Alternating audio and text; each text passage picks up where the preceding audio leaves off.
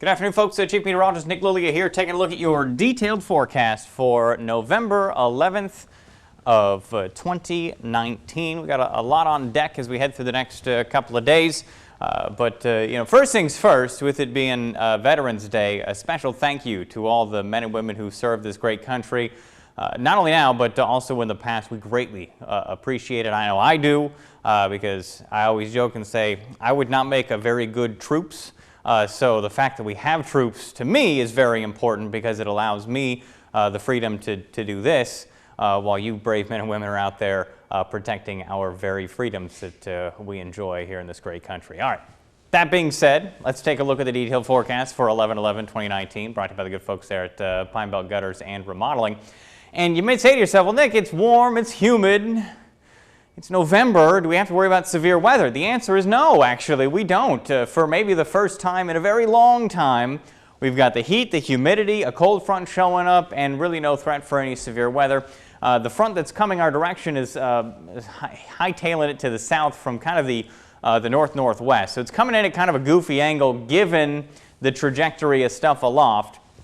Well, yes, there is a turning of wind speed and direction with height, and that's generally what we need for severe weather around here. And yes, there is heat and humidity, generally what we need for severe weather around here. Just stuff isn't lining up this go around. Instead, what we're going to get is something way more fun, which is the chance for some good cold rain around here. Here we go through 9:30 tonight. This little green line on here, that's a rope of cold front there. That's actually in probably the lower to mid levels of the atmosphere, where the cold front is in the atmosphere, where we're getting just enough cooling to get condensation. You'll probably get maybe a rumble of thunder out of a shower that may or may not develop along that.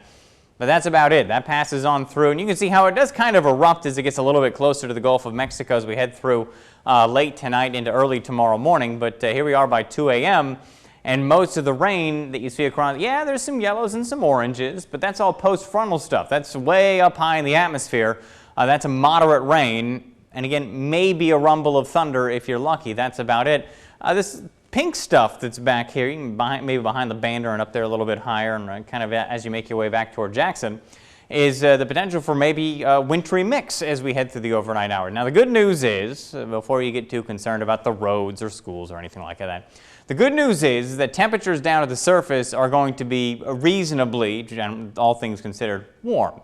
34, 35, 36, maybe even 37 or 38 degrees while this stuff is falling. So the good news is, even if it falls and it hits the ground, it's still above freezing. The second bit of good news is, let's say, for example, the cold air outruns all this, and all of this, worst case scenario, all of this stuff is a mix of rain and sleet. Well, the other good news is that the ground temperature right now is in about the mid-50s. So you would have to have some very heavy rain and sleet happening. The precip rate would have to be pretty high for it to overcome the fact that the ground temperature is actually still pretty warm for it to be a concern. We're not going to have either of those things this time. Number one, the cold air is a little too far back and behind all this stuff. And number two, the ground temperature is too warm. And number three, your precip rate isn't going to be all that high. So we really don't have much to worry about in terms of overall impacts. It's going to be kind of neat to see, but outside of that, no real impacts. That kicks on out of here by the time we head toward about 5, 6, 7, 8 o'clock in the morning. Now, I will say this. At 5:30, I think I'm going to stop this thing, again at 8. Now, Futurecast is showing nada by 8 o'clock in the morning, but I would argue, it even has some clearing out here. I would argue between about 7 o'clock in the morning and probably about 9 a.m. here in the Pine Belt is probably your best bet to see any rain, very light rain, mixing with little sleet pellets. There's also an outside chance that there's enough forcing left over that even though nothing shows up here, that you get those little floaty ice crystal things.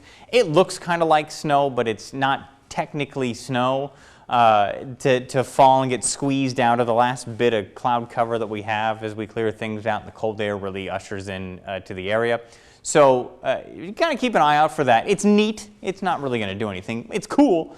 But you can still drive around tomorrow. It's going to be A-okay. I joked over on my blog. I said, somebody's still going to drive off the road, thinking that it's icy when it really isn't.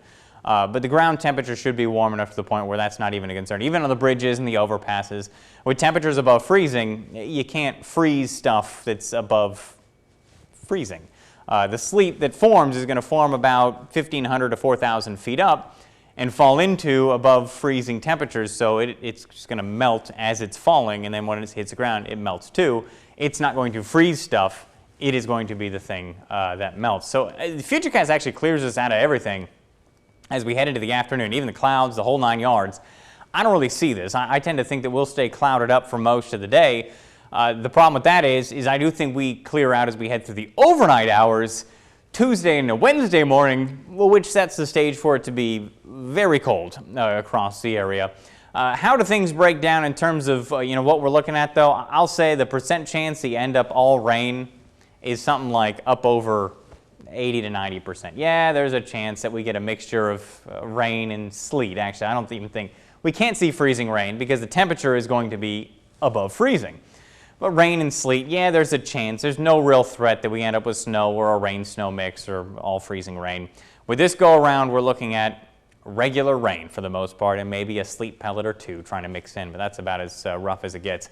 As you wake up on Tuesday morning, the old will it freeze, there's your frost line. That's your 35, 36 degree line. So I get 35 or 36 in the morning as you get up and out the door. I mean, we're doing pretty decent on the thermometer, somewhere between 28 and 32 as you make your way back off to the northwest, but again, still above freezing for the most part in the places that are still seeing the precipitation. Then we head through the morning on Wednesday, and this is when the clouds clear on out, and we're able to just radiate all the heat, and there's not going to be that much on Tuesday. We radiate all that heat out into the atmosphere, and then we're just downright cold, somewhere between about 28 and 32 to the southeast, somewhere between 24 and 28 as you go northwest. We're going for an official low out at Bobby Chain of 23. That's the forecast. So I think a lot of folks will be 22 and 23. This is probably underdoing the temperatures because I think it tends to see more rain that's actually going to fall. So, and then the amount of rain, this is like it always is around the wintertime weather down here, a multifaceted event. The more rain we get, the warmer we're going to be. The less rain we get, the cooler we be. We will be. So I tend to think that we'll be a little bit cooler because I don't think we get that much water fall out of the sky. Thursday morning, it's going to be a chilly one again with most of us down nearish freezing. Friday morning, I think we see the potential for another frost. And even on Saturday morning, I think we've got another chance for maybe a frost across the area. And I think by the time we get towards Sunday, things are finally going to ease back a little bit for us in terms of the overnight cold. But by that point, if you did have anything that was still growing in the yard, it's done for the year. So again, like always, the pipes, the pets, the plants, the people. Protect all four. Pipes, with this go-around, I'm reading some research right now about this. It looks like with temperatures at about 23 degrees, we're approaching that 20-degree cutoff, in the south at least, for pipes to worry about pipes bursting. I'll say that there's going to be a fair amount of wind with this too, and that feels like temperature does also matter for pipes, and this is the stuff that I'm just kind of getting into. But I'll tell you folks that insulate your pipes because we are looking at an extended period of time below freezing. Insulate them and let them drip Tuesday night and into Wednesday morning. If you are on a raised foundation or if you've got exposed pipes underneath your house or if you live in a modular or a mobile home. Bring the pets in if you can. Livestock, make sure they've got a place to be as well. I want to make sure that they're taken care of, and also the most important thing, not only are they warm, but do they have water that isn't frozen for them to drink and a place where they can get away from whatever the elements are happening outside, which is just cold and maybe a little breezy. Plants, those are pretty much toast if you leave them outside with this kind of an extended cold snap. So if you've got plants that are in the ground, you can try and cover them up with a sheet. But I'll tell you, at below freezing for about 12 plus hours, down to about 23 degrees, it may not help, to be honest. You can throw a bucket over them and hope for the best, but I think that this is going to be kind of the end of the growing season for sure. And check on folks that don't have easy access to heat, please.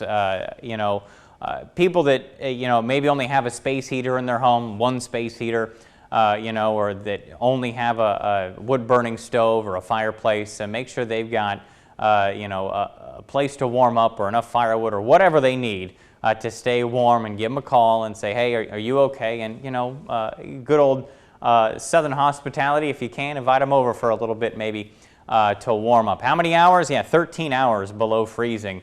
This has us going above at 8 a.m. on Wednesday. I think that is actually probably a little too optimistic on my part. It may be 9 o'clock in the morning before we're back above freezing, depending on how cold we get. Maybe even 10 for some folks. So 13 hours, maybe 14 below freezing.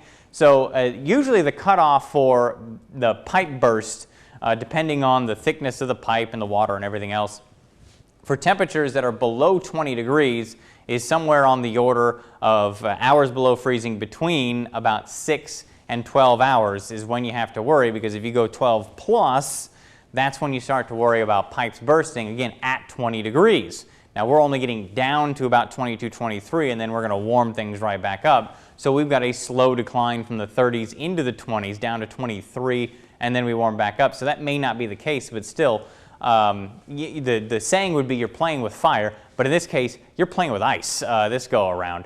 So weather on your radar. Okay, let's wrap this all up, put a pretty bow on it, and get you guys on your way. Overnight rain for Monday night into Tuesday, maybe a half inch. There's not going to be a lot of rain coming out of the sky. Temperatures falling into the 40s. Very cold rain on Tuesday morning. Temperatures continue to fall into the 30s. It may mix with a couple of sleet pellets in there. We anticipate no impacts.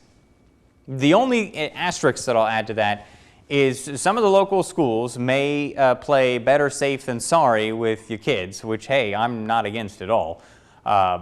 So they may delay school for a little bit just to let things kind of warm up a little bit and clear out the rain a little bit. So on some of these county roads, you know, the buses will be 100% A-OK. I tend to think they will be anyway, but again, better safe than sorry. Hard freeze then Wednesday morning with lows in the teens and 20. Yes, some of you folks may get into the teens. We're going for an official low of about 22 or 23 degrees, but there may be some places that get down to 19, 20, maybe even 18 in some of the low-lying bowls around here by the time you wake up at 6, 7 o'clock on Wednesday morning. Here are the temperatures as you get out the door on Tuesday. Yeah, chilly. Very chilly. 35 in Hattiesburg, 34 in Laurel, same goes in Collins. Maybe a little bit warmer in Loosedale at 38. We get into the afternoon, and temperatures only mustering about 40 degrees. So be prepared to be mighty chilly during the day on Tuesday, and then, of course, the hard freeze that shows up early Wednesday morning. So there's a look at your detailed forecast for November 11th of 2019, brought to you by the good folks at Pine Belt Gutters and Remodeling.